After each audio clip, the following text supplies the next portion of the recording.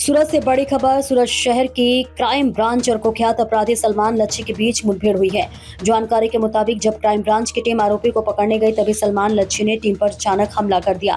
हमले में आरोपी ने एक जवान पर चाकू से वार कर दिया। स्थिति गंभीर होते ही क्राइम ब्रांच के पीआई ने आत्मरक्षा फायरिंग की, जिसमें आरोपी को गोलियां लगी और उसे तुरंत अस्पताल में भर्ती कराया गया है, जहाँ उसकी हालत गंभीर बताई जा रही है।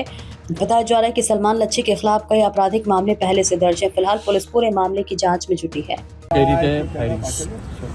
ભેસ્તાન પોલીસ સ્ટેશનમાં મર્ડરના ગુનામાં વોન્ટેડ આરોપી સલમાન લસ્સીને પકડવા માટે ક્રાઇમ બ્રાન્ચની અલગ અલગ ટીમો કાલ રાતે વોચમાં દરમિયાનમાં ડાબેલ પાસે છે ઇન્ફોર્મેશન આધારે ક્રાઇમ બ્રાન્ચની ટીમ ત્યાં જતા એને પૂરતું બળ વાપરી અને પકડી પાડવામાં આવ્યો છે અને એને સારવાર ત્યાં લાવવામાં આવ્યો છે અને ફાયરિંગથી ઇન્જરી થયેલી છે।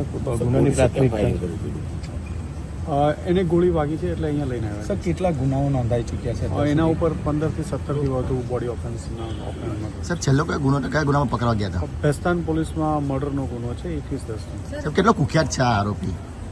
હિસ્ટ્રી સીટર છે, જૂના એની વિરુદ્ધના ઘણા બધા ગુના છે। આરોપી પોલીસ ઉપર એસોલ્ટ કર્યો એ પકડવા માટે પ્રયત્ન કરતા દરમિયાન એને એસોલ્ટ કરવાનો પ્રયત્ન કરતા ફાયર કર્યું છે।